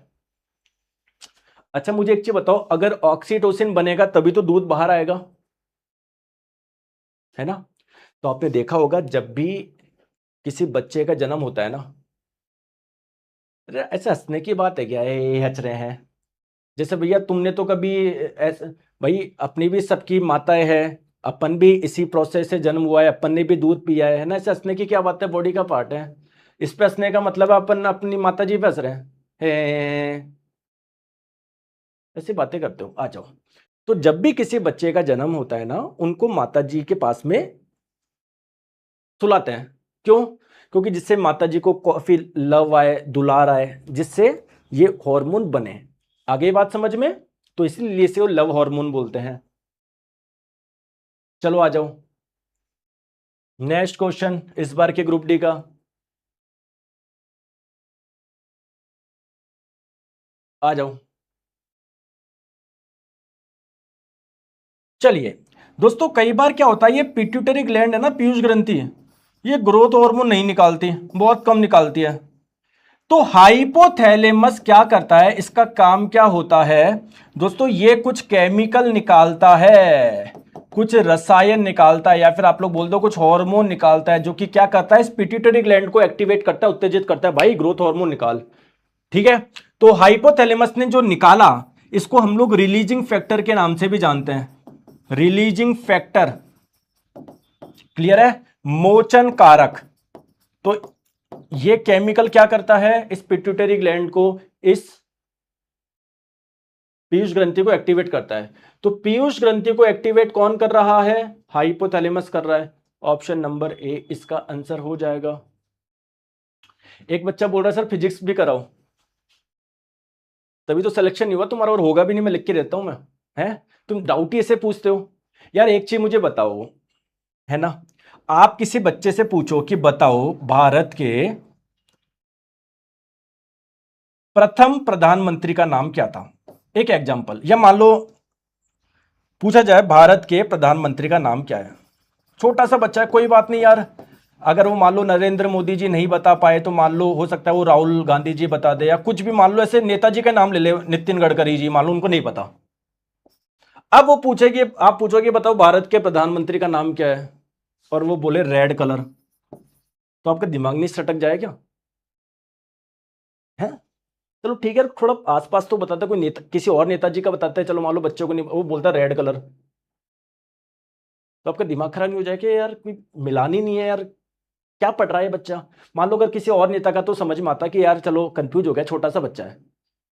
अब यार जब मैं बोल रहा हूं कि यार पहले अपन बायोलॉजी करेंगे, जब बायोलॉजी पूरी होगी फिर फिजिक्स या केमिस्ट्री करेंगे, एक बच्चा बोल रहा है केमिस्ट्री कराओ इसमें, बताओ कैसे? अब बताओ वो होगा क्या सिलेक्शन? मुझे खुद बताओ। मुझे बेकार लगता है ऐसे बोलते हुए कि यार तुम सिलेक्शन नहीं लोगे, लेकिन यार तुम बातें ऐसे करते हो यार। अब तुम मैथ्स वाले टीचर के सामने जाके बोलो 2+3 8 होते हैं, और मैथ्स वाले टीचर से एक्सपेक्ट करो कि यार वो आपकी तारीफ करे और बोले तुम्हारा तो पक्का होगा, मैं लिख के देता हूं। ठीक है, आ जाओ। तो कैसे काम चलेगा बताओ? थायराइड ग्लैंड के द्वारा एक हार्मोन बनता है, ये क्वेश्चन में बता दिया। तो इसके लिए क्या आवश्यक है, देखो दोस्तों, थायराइड ग्लैंड जो होती है ना, वो हमारे यहां पर होती है, बटरफ्लाई शेप की होती है, तितली के आकार की होती है, या आप लोग बोल सकते हो एच आकार की होती है। इससे 3 हार्मोन निकलते हैं, एक का नाम है, अरे मैं इधर लिख देता हूं यार, आज लिखने में काफी मजा आ रहा है। इससे दोस्तों 3 हार्मोन निकलते हैं, T3 जिसका नाम है ट्राई आइडो थायरोनिन, एक निकलता है T4 जिसका नाम है थायरोक्सिन, ठीक है, और एक निकलता है कैल्सिटोनिन नाम का। एग्जाम में क्वेश्चन इसी से आएगा, लेकिन आप नाम याद रखो, 3 हार्मोन होते हैं, T3 एक ट्राईआइडोथायरोनिन, एक T4 थायरोक्सिन, एक कैल्सिटोनिन। अब दोस्तों ये हार्मोन का काम क्या होता है, मेटाबॉलिज्म में हेल्प करता है। चयापचय, चयापचय किसे बोलते हैं, मेटाबॉलिज्म किसको बोलते हैं दोस्तों? जो भी आप लोग भोजन करते हो, उसके साथ में जितनी भी क्रियाएं होती है, जो भी हो रहा हो, उसको बोलेंगे बॉडी का मेटाबॉलिज्म। तो बॉडी के मेटाबॉलिज्म के लिए ये वाला हार्मोन बहुत इंपॉर्टेंट है। लेकिन दोस्तों आपकी बॉडी में ये हार्मोन तभी बनेगा, या थायराइड ग्लैंड ये हार्मोन तभी बनाएगी, जब आपकी बॉडी में आयोडीन सफिशिएंट मात्रा में हो। अगर आयोडीन नहीं हुआ तो थायराइड ग्लैंड ये हार्मोन नहीं बनाएगी, ऊपर से गुस्सा और हो जाएगी, ऐसे मोटी हो जाएगा थायराइड ग्लैंड का साइज। तो इसको क्या बोलते हैं, गॉइटर यानी घेंगा रोग भी बोलते हैं। आगे बात समझ में? चलिए ऑप्शन नंबर ए इसका आंसर हो जाएगा। तो 3 हार्मोन, आई होप नाम समझ में आ जाएगा। कौन सा हार्मोन है जो कि थायराइड ग्रंथि के द्वारा नहीं निकलता? 3 हार्मोन निकलते हैं, अभी मैंने बताया, ट्राईआइडोथायरोनिन, थायरोक्सिन जिसे T4 भी बोलते हैं, इसके T3 भी बोलते हैं, और एक कैल्सिटोनिन, ऐसा कोई हार्मोन नहीं है। ठीक है, आ जाओ बताओ। चलो दोस्तों, पैराथॉर्मोन छोड़ दो, एक एनटीपीसी में ही आएगा ये, अपने आप इसमें नहीं आएगा, ग्रुप डी वगैरह में नहीं आएगा क्योंकि एनसीईआरटी में नहीं है ना। चलो बताओ, शरीर में ग्लूकोज के लेवल को कम कौन करता है? देखिए दोस्तों, हमारा जो पैनक्रियास है ना, अग्नाशय, इससे कई एंजाइम निकलते हैं, साथ में कुछ हार्मोन भी निकलते हैं। दो हार्मोन इंपॉर्टेंट है, ध्यान से समझो। एक है आप लोगों का इंसुलिन हार्मोन। कौन सा? Insulin hormone. और दोस्तों एक हार्मोन है जिसका नाम है ग्लूकागन हार्मोन। देखो करता क्या है, समझो मेरी बात को। दोस्तों जब आप लोग कुछ कार्बोहाइड्रेट खाते हो, जब इसका पाचन होता है, आपको क्या मिलता है? ग्लूकोज मिलता है। ग्लूकोज अल्टीमेटली कहां पर चला जाता है? आपके ब्लड में चला जाता है। ठीक है दोस्तों, अगर आपके ब्लड में ग्लूकोज की मात्रा जब ज्यादा हो जाती है ना, तो ग्लूकोज जो होता है ना, वो जुड़ जुड़ के किस में कन्वर्ट हो जाता है? ग्लाइकोजन में कन्वर्ट हो जाता है। क्लियर है? इस प्रक्रिया के लिए इंसुलिन हार्मोन बहुत इंपॉर्टेंट है, यानी इंसुलिन कहीं ना कहीं ग्लूकोज को ग्लाइकोजन में बदल रहा है। जब आपके ब्लड में ग्लूकोज की कमी हो जाती है, तो दोस्तों ये ग्लाइकोजन वापस टूट के आपको क्या देगा? ग्लूकोज दे देगा। और इस हार्मोन के लिए कौन इंपॉर्टेंट है? ग्लूकागन हार्मोन इंपॉर्टेंट है। क्लियर है? अगर आपके इंसुलिन हार्मोन नहीं बन रहा बॉडी में, तो ग्लूकोज ग्लाइकोजन में कन्वर्ट हो पाएगा क्या? नहीं। आपके ब्लड में यानी आपके रक्त में ग्लूकोज की मात्रा बढ़ जाएगी। दोस्तों इसी समस्या को डायबिटीज यानी मधुमेह बोलते हैं। बताओ, तो ग्लूकोज को बहुत कम होने से कौन बचाता है? जैसे ग्लूकोज कम होगा, ग्लाइकोजन टूटना शुरू होगा, जिससे ग्लूकोज बढ़ जाएगा। इसके लिए ग्लूकागन इंपॉर्टेंट है। Option number B. कई बच्चे इसका आंसर ऑप्शन नंबर डी दे रहे हैं। क्लियर है? चलो आ जाओ, आ गई बात समझ में? चलिए दोस्तों, एड्रिनल ग्लैंड कौन सा हार्मोन निकालती है? देखिए दोस्तों, हमारी जो दो किडनी होती है ना, यार किडनी का डायग्राम ही बनाना भूल गया मैं तो, कल तो बनाया था।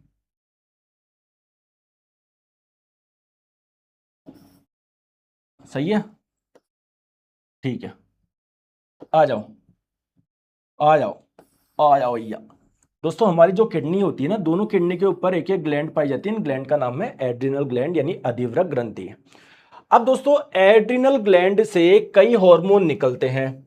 आइए दोस्तों, इनसे निकलने वाले इंपॉर्टेंट हार्मोन जो आपको ध्यान रखना है, जो क्वेश्चन आएगा एग्जाम में, एक तो एड्रिनलिन हार्मोन।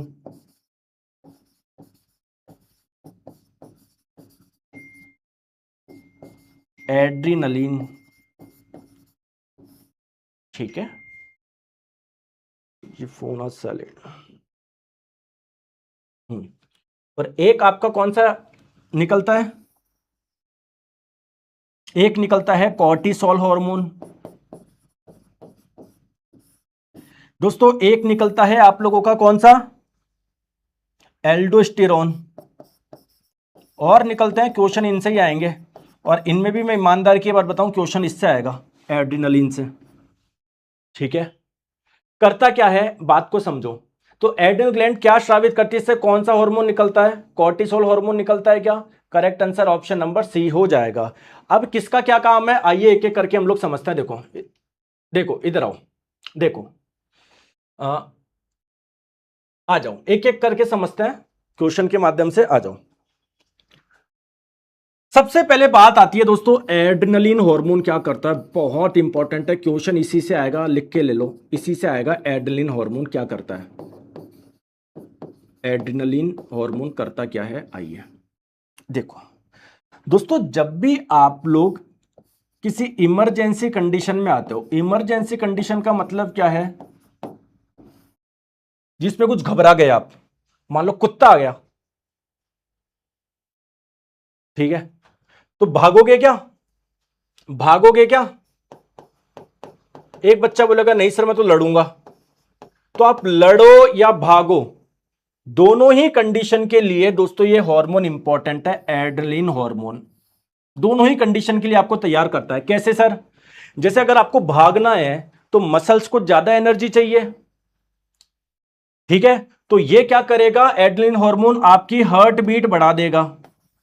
दोस्तों हार्ट बीट जैसे जैसे बढ़ेगी वैसे वैसे ऑक्सीजन जल्दी जल्दी आप लोगों का जाएगा। ये इन ऑक्सीजन को कहां पर भेज देता है, मसल्स के पास में भेज देता है कि भैया तेरे को एनर्जी भी ज्यादा चाहिए। तो ये एड्रेनलिन क्या करता है, आपकी हार्ट बीट फास्ट कर देता है, जिससे मसल को यानी मांसपेशियों के पास में ज्यादा ऑक्सीजन पहुंचता है, मांसपेशी को एनर्जी मिलती है। क्लियर है, क्लियर है, ठीक है। तो जो डरावनी स्थिति होती है या कैसी भी इमरजेंसी, उसमें दोस्तों कौन सा हार्मोन बनता है, आपका एड्रेनलिन हार्मोन बनता है। चलिए दोस्तों इसका आंसर बताओ। बहुत शानदार क्वेश्चन पूछा गया है, बहुत गजब, एक ही क्वेश्चन पूछा गया इस शिफ्ट का सबसे अच्छा, बाकी तो सारे ऐसे ही थे।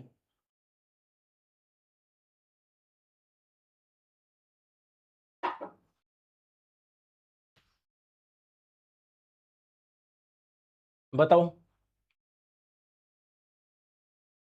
एड्रेनलिन के बारे में कौन सा कथन गलत है।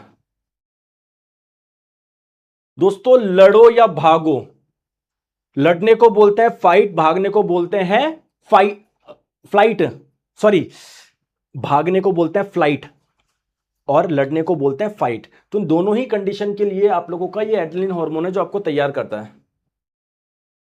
ये मांसपेशियों को अधिक ऑक्सीजन देने के लिए हार्ट बीट बढ़ा देता है और रेस्पिरेशन ब्रीदिंग रेट भी बढ़ाता है कि हाँ, क्योंकि जितनी जल्दी सांस लोगे उतनी जल्दी जल्दी ऑक्सीजन मिलेगा। हार्ट बीट क्या करेगा, उसको ऑक्सीजन को जल्दी जल्दी भेजेगा। बिल्कुल सही बात है दोस्तों। क्या ये आपका पेट की और ब्लड फ्लो बढ़ा रहा है क्या, जिससे पाचन बेटर हो अरे खाने का पाचन थोड़ी करवाना उस समय। हटाओ, डी, डी गलत है भैया, डी गलत है। चलो, कौन सा हार्मोन शरीर में रक्त में सोडियम और पोटेशियम के स्तर को नियंत्रित करता है। देखो आपके ब्लड में सोडियम और पोटेशियम की मात्रा को काम कंट्रोल करने का काम कौन करता है, एल्डोस्टेरोन हार्मोन करता है। कहां से निकलता है, एड्रिनल ग्लैंड से निकलता है। क्लियर है क्या, बताओ। टेस्टोस्टेरोन कहां से निकलता है, तो आप लोगों को पता है जो पुरुष होते हैं उनके दोस्तों ये दो पाए जाते हैं, ही यार, इन ग्लैंड को बोलते हैं टेस्टिकल, हिंदी में वृषण।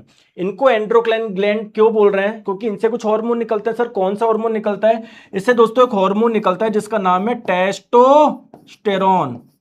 ठीक है, ये हार्मोन का काम क्या है दोस्तों, जो मेल कैरेक्टरिस्टिक होती है ना, मेल कैरेक्टरिस्टिक क्या होती है जो पुरुषों में होती है, दाढ़ी मूछे वगैरह। ठीक है, तो इनके लिए आप लोगों का ये टेस्टोस्टेरोन हार्मोन इंपॉर्टेंट है। ठीक है, ये कहां से निकलता है, टेस्टेट से। Option number A. चलिए बताएंगे दोस्तों, लड़कों में जब सेक्सुअल मैच्योरेशन आती है ना, जब 12-13 साल का होता है तो बढ़िया आवाज थोड़ी हो जाती है, दाढ़ी मूछे वगैरह आती है, इनके लिए कौन सा हार्मोन इंपॉर्टेंट है, टेस्टोस्टेरोन। और दोस्तों ये हार्मोन जब बढ़ेगा तो सेक्सुअल ड्राइव भी बढ़ती है, इच्छा करती है। ठीक है, उसके लिए टेस्टोस्टेरोन ही है। चलिए बताओ, बताओ।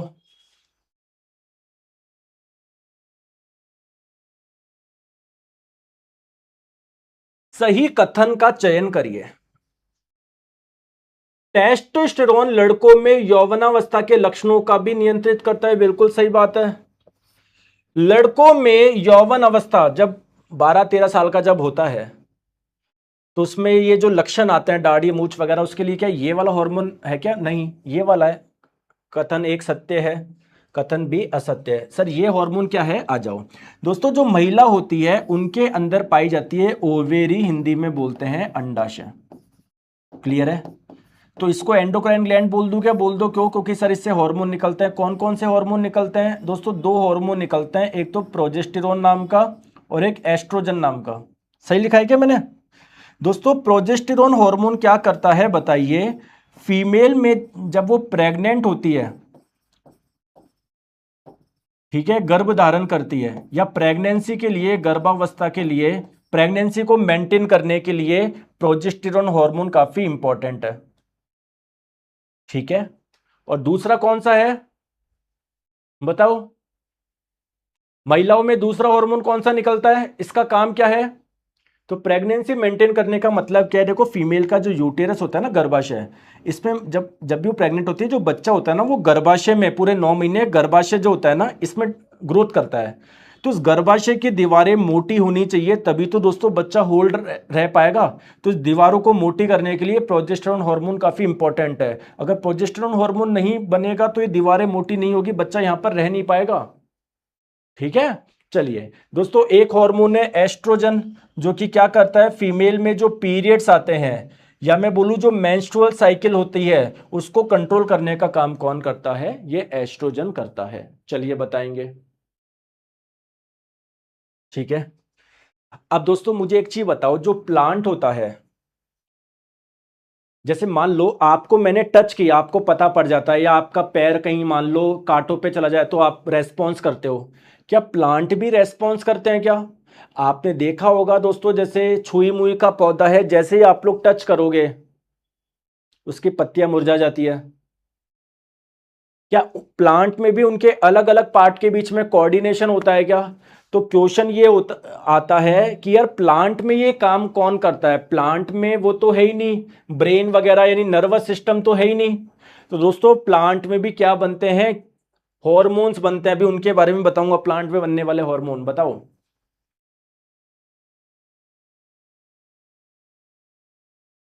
अरे करवाएंगे, तुम्हारे एलपी सीबीडी 2 के भी प्रैक्टिस सेट करवाएंगे, यूट्यूब पे इतने करवा तो दिए, देखो उनको तो।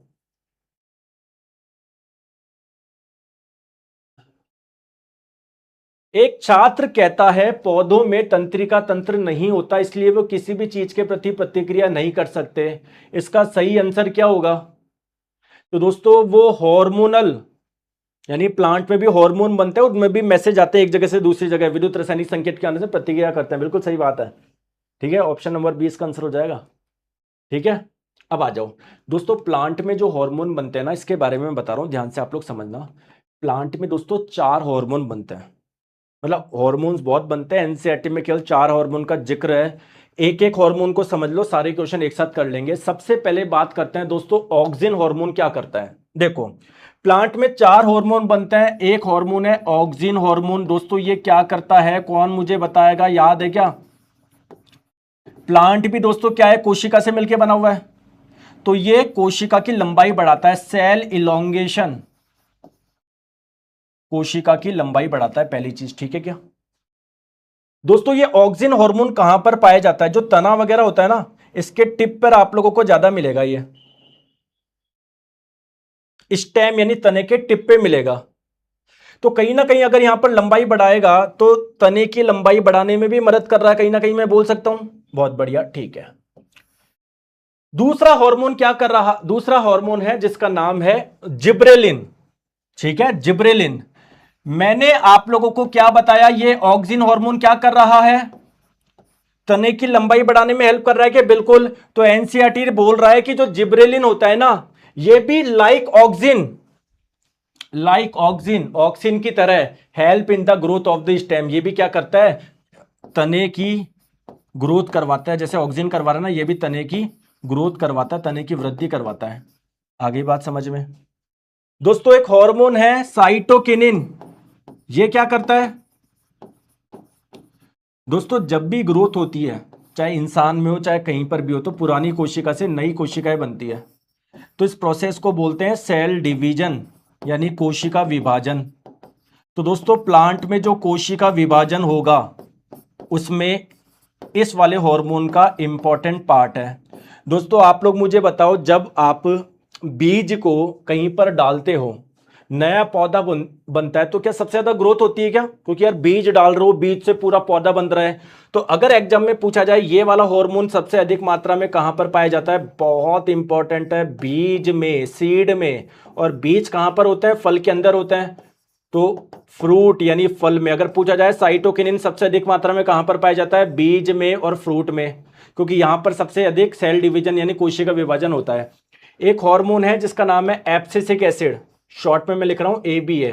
ये क्या करता है? प्लांट की, ये तीनों तो ग्रोथ करवा रहे हैं, ये प्लांट की ग्रोथ को रोक रहा है, वृद्धि रोक रहा है। सर ग्रोथ कैसे रोक रहा है? दोस्तों अगर मान लीजिए प्लांट की ग्रोथ होती रहे तो तुमको फल कैसे मिलेंगे? है ना, तो ग्रोथ रोकना भी जरूरी है ना।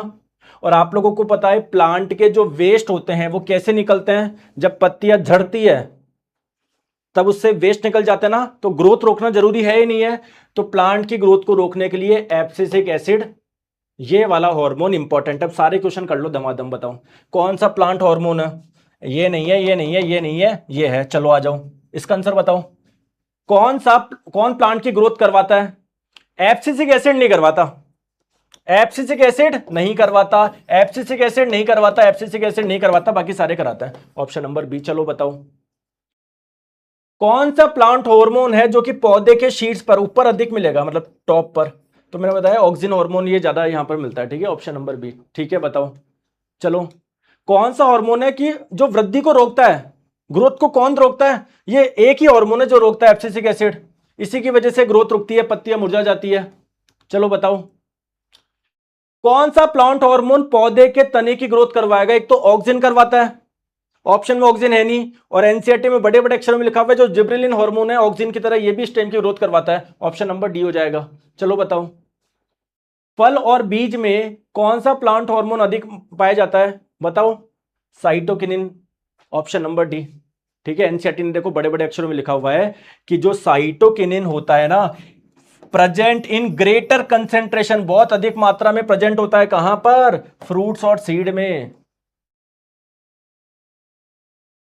कौन सा उनसे अधिक जहां कोशिका विभाजन काफी ज्यादा होता है, कोशिका विभाजन जहां ज्यादा होता है वहां पर कौन सा हार्मोन मिलेगा, क्योंकि ये करवाता है साइटोकिनिन, ऑप्शन नंबर है, ठीक है। मजा आया नहीं आया दोस्तों?